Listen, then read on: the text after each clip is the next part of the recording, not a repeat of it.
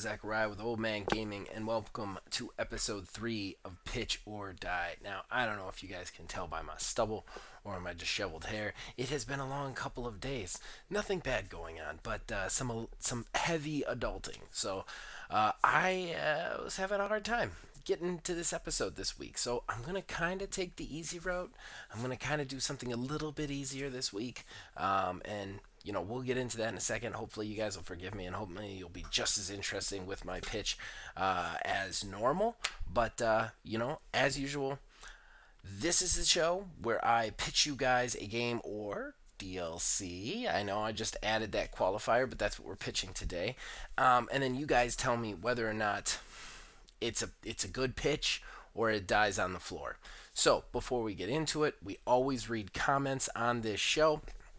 And we use your comments to decide the pitches that we are going to do here. So please comment and whatever, and let me know what you want to see me attempt to pitch. In any case, let's get into it. All right, so before we get into our pitch, we got to read our comments, and those comments, here we go. First, we had That Dumb Guy 84 Esquire. I did enjoy the pitch. I've never been big into ninja style games, but you sort of nail what the whole shinobi fighting style fighting and stealth. Let's be honest, a game that's nothing but stealth would be boring. I don't know if I agree with you on that one, that dumb guy. But he continues, you got the action in, and obviously nailing the idea that you're not a samurai or other style swordsman, you're a ninja. You just use tactics and tricks to always strike your opponent while they swing at a shadow or the wind or whatever they call it. I think adding the fun mechanics to it, like you described, would be pretty cool. Just don't go too complicated or that would suck at it. Laugh my ass off. Thank you, that dumb guy Esquire, for the comment. I gotta say, I love stealth in games. I don't think it would be very boring for stealth games, but I totally get where you're coming from on that, and I appreciate the positive feedback. Then we got my man from the podcast, William Hohen. Man, I think it's a good pitch, but I really don't like stealth games. For some reason, parentheses, you can judge me on that, stealth games feels like escort missions to me. That's interesting. I did not know that. I guess I'm in the minority of enjoying stealth, at least for this channel goes. But nonetheless, appreciate the comment, appreciate the feedback. And then Will actually had a suggestion that says, hey, what about if we bring back Beyond Good and Evil but without Ubisoft as a dev? Will, I'm 100% going to do the pitch. It requires more research than I was able to get time to do this week. So next week, I will be pitching Beyond Good and Evil without Ubisoft as a dev. Can't wait to see what I manage to come out with, good or bad, and hopefully you enjoy it. Then, of course, my man Terry Shakespeare jumped in. Love the pitch, mate. I should have said action stealth game, but I thought stealth because, ninjas. To which I actually responded and said, it's weird, right? Like, when you first suggested it, I thought it was perfect and it's going to be awesome, but then I started to do research, which I did, and I was shocked that there is no stealth in a ninja series with like 11 entries. And then Terry Shakespeare said, it's Sega's equivalent of Ninja Gaiden. I'd be glad if Sega did anything other with the IP, as they've just got a treasure trove of great ones. I would love to see a new Golden Axe game. Another one I'm planning on pitching on this channel at some time soon. So thanks for the comments, guys. My next week's pitch will be William's suggestion. That was an interesting one. I just couldn't do the research. And Terry, I will also pitch Golden Axe at some point in the near future as well on this show, because both of those games I'm very excited about. But let's get into the pitch.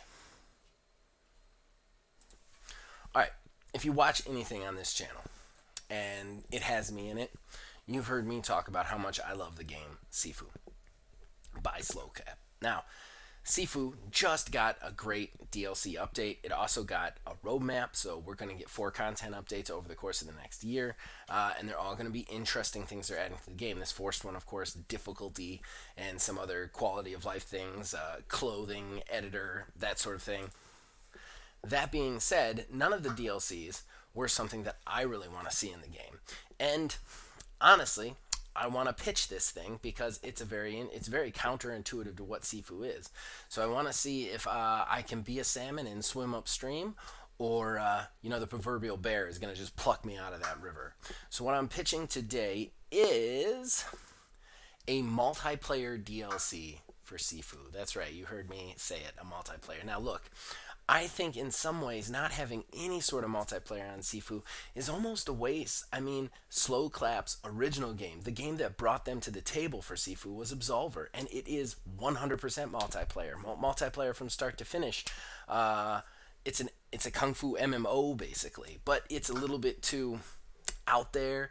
The ideas aren't refined, and because of that, it loses touch with players a little bit. Whereas Sifu is the opposite. It has a lot of touch, but only with one player. So, how would we do a multiplayer here? How would we keep the beautiful glory that is Sifu and put it into a nice, neat multiplayer package? Well, I've only got 4 more minutes to tell you, so let's get into it.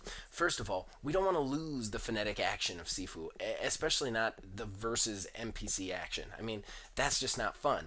Part of the beauty of Sifu is the repetitive practice of going in over and over and over again to learn who you're fighting, to learn your abilities, to give yourself more training, all of that stuff.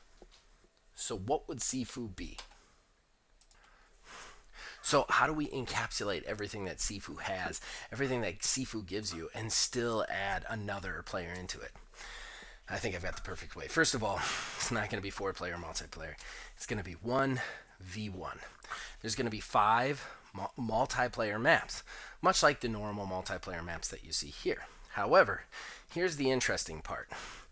They have 2 ends, and each player starts from each end. Now, what'll be really interesting about this is, in addition to our main protagonist character that you could still play in this, you can also pick from the 5 different bosses. That's right, Wu Fang, the botanist, all of them.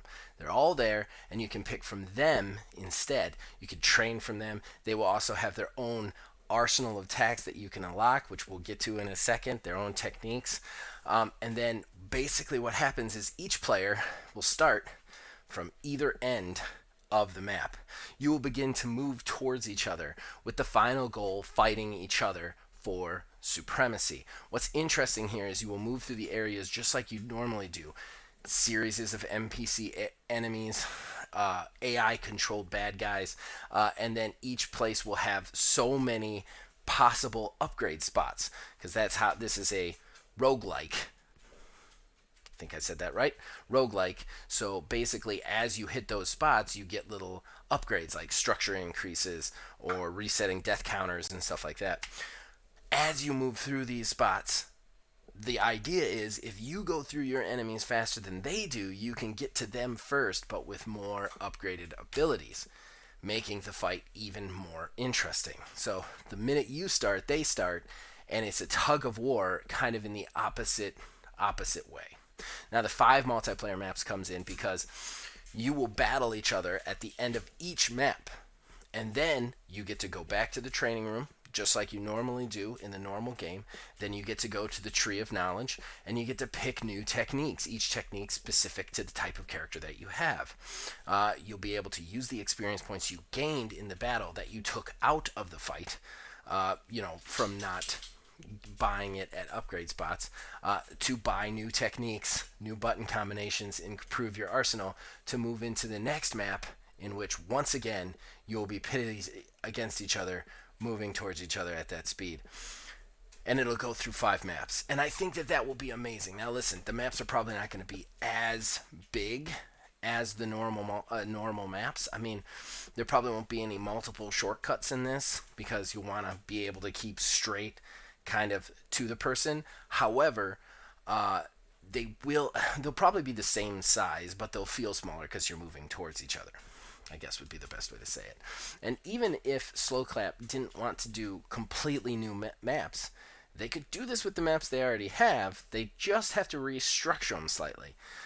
So that would be very interesting. You could also add shortcuts in if you wanted to, which would make things even more interesting.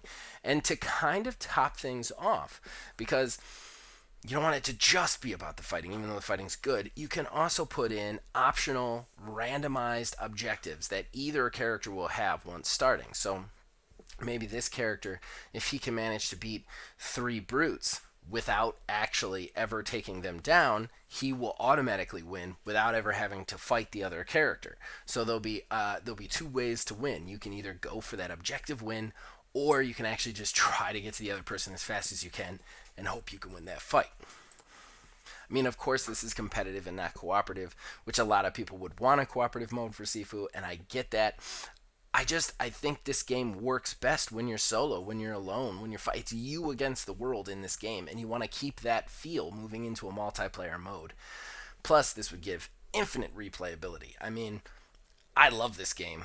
I played all the way through this game more than I ever thought I would, but at the end of the day, there's still a point where it's like I feel like I've done everything. This would just keep you going back for more because who knows who you're going to get the next time. Plus, you get to level up and unlock those other characters, which would really be interesting. I want to play the botanist. I want to play Sean, the fighter. I think that would be so cool. So, that's my pitch for a multiplayer DLC for Sifu. I know this was kind of an easy week. Sorry, everybody. I will be back next week with a much more in depth and complex pitch beyond Good and Evil without Ubisoft, which is going to be a challenge for me personally. So, everybody out there, I hope you guys liked it. Tell me below, tell me what you want to hear me pitch. Please, interaction kind of feeds this show. And I know I'm going over now, but I really appreciate you guys have commented on every one, and it keeps me going regardless of view counts. So as long as you guys are commenting and stuff, I'm going to keep making these. So I'm having a lot of fun doing it. Hope to see you guys next time. Contact us on Facebook at OldManGamingDH, on Twitter at OldManGaming9. You can join our Discord. Links in the description below. Influence this in all of our shows from there. Ladies and gentlemen, as long as you keep watching and listening, I'll keep making it. See you next time.